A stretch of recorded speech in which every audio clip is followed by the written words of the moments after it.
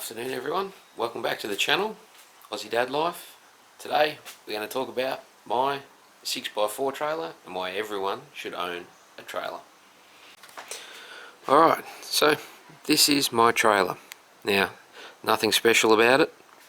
It's a 6x4, 6 foot long, 4 foot wide, and it's got a 3 foot cage bolted on top of it. Now, why should you own a trailer? So let me give you a couple of examples why. I go and get a fair bit of firewood for running our heater during the day and stuff like that. It makes life a lot easier than trying to load up the back of my dual cab Hilux.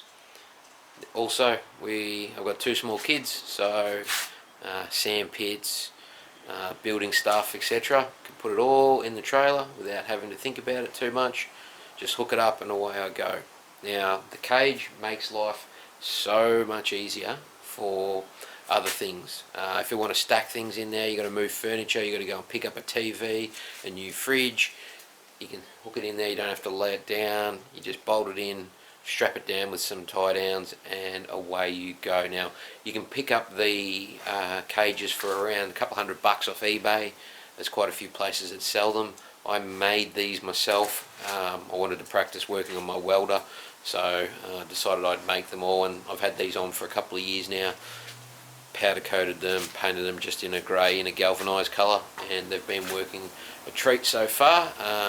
And I'll tell you, they're probably the best bit. Now, trailers, they don't have to be expensive. You can go and buy a brand new one for $600,000, $700,000, $800,000, and they go up in price as you get bigger and wider.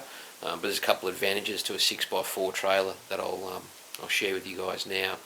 So I picked this up off Facebook. I think it was around $300. Now, the 6x4 trailers in Victoria, you don't need to register. You're pretty lucky there. As long as you've got the rego plate of your car on the back, you don't have to have them registered. Now, I think they do have a weight rating. You have to check your local state laws, etc. I think it's around 700 kilos on a regular one. So, if I fill this up with wood to the complete top, you're probably pushing the limit there. But I'm only going a short distance, so I try not to fill it right up because I only have to go a short distance to get it. Now, I'll take you into the front of the trailer. Mine come with a jockey wheel. It also come wired and hooked up with the lights. Now, if you manage to find one cheap off Gumtree or Facebook that doesn't have one, you can buy, if you're not handy with wiring up 12 volts, you can go and buy just a board that goes across. You can pick them up from super cheap, etc. I think they're only about 70 or 80 bucks, and just run the wire underneath it and hook it up to the back of the trailer, and away you go. Now, once again, they come in different ones. Doesn't really matter. If the quality wise, you can spend $200-300 on a cheap second hand one, as long as they're not completely rusted out. Give them a coat of paint, so they look relatively okay on the road. The law's not going to pull you up and harass you too much if that's the case. It's got a standard tow ball on the end of it. Now, and also I've upgraded the wheels to a little bit bigger. These are Suzuki Sierra wheels from a 4-wheel drive that are on these. Now, I had them spare laying around. Now, if you've got just a regular car with a tow ball, you probably don't want to jack it up a little bit higher, but both myself and my wife have got 4-wheel drives, so having that, it would be towing with it angled down quite a bit. So what I've done is I've actually jacked up the suspension by moving it, so the springs actually sit on top of the axle instead of underneath. I'll show you a picture of it now. So as you can see underneath here, the springs sit on top of the axle. All you got to do is just undo the 4 bolts, jack it up, put it on top. It's pretty painless. Probably done in about half an hour. The cable hanging down, that's just rubber tube that's got the brake light cables protected so they don't get rubbed out or cut, etc. You don't have to have that if you don't want to. Now, as you can see here, I've been and got some wood. This is the leftovers that I haven't pulled out yet because I'm burning it as I go. Plenty of room to put whatever the hell you want in there, and for like less than $500, I think by the time I put in materials and everything else, came to probably about $400 all up. So this is what I used to lock it. Just welded on some tube, bend a bit of pipe, and that will never come out, no matter how hard you know, try and pull on it. Also works as a temporary jail for your kids. If you've got, like I do, a 2 and a 4-year-old that give you a bit of grief sometimes, you can lock them in there and just forget about them. Another bonus is, I've done the math, you can fit 108 slabs of Carlton Draft stubbies to the top. So if you've got a big party to go to and people have only got little hatchbacks and so on, and you could be the saviour turning up and delivering 108 slabs of beer. Now, that'd be a good party, I'm pretty sure. So, what else do I like about it? Obviously, this one I think was a bit of a homemade trailer.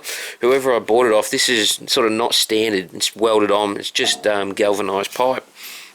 And this is sort of just folded, depending on if you're lucky enough or how much you want to spend. You know, that looks a bit more professional. But for myself, with all I really needed to do, pick up sand, the old bits of timber from Bunnings, you know, from making something, and filling it with firewood every now and again, it is handy. Now, the other main thing is if you go away camping with your family, and if you're anything like my wife, who tends to pack everything including the kitchen sink, and takes five different suitcases to go anywhere, even though you might have a big dual cab, you still fill it up and you got no room.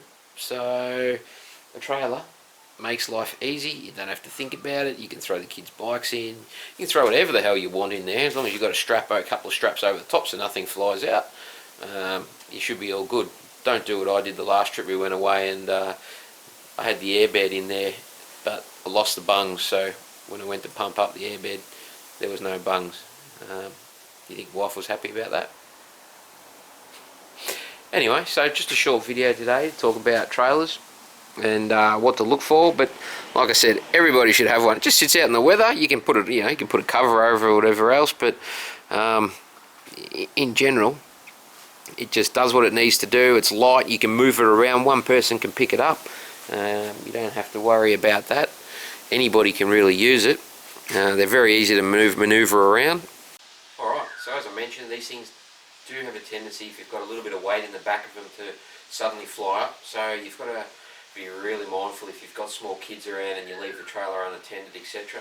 I often got a length of 2x4 that I've cut to length to the ground here, so I just jam it in under there, and that way, even if they do come and start pulling on the back of the trailer, you know, they're not going to tip it over on themselves. So, like I said, it's very easy to tip this. I'm only just leaning on that a little bit, and you know, it moves. So it's just something to be mindful of if you've got small kids. Obviously, if you don't, no problems. Obviously, making sure it doesn't roll away is another important thing. Just put a brick or a bit of wood behind the wheels. I've also got a spare here, which I keep in the trailer at all times. Just floats around loose in case you know, I do get a flat and I am out and about. Once again, this is a really old tyre that's got basically no tread, but it'll get you out of a jam if needed.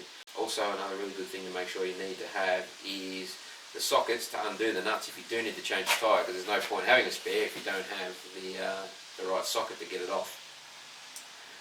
And so basically, yeah, I think everybody should own one. They don't take up any size, they just sit there. You don't have to maintain them too much, change the wheel bearings on them every couple of years. About $15 for a set of wheel bearings, so you know, it's something that you get a hell of a lot of use out of over the years. That doesn't cost you anything. I think they're a bit of a no-brainer.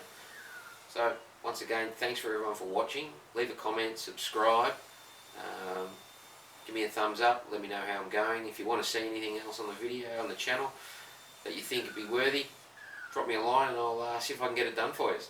Thanks.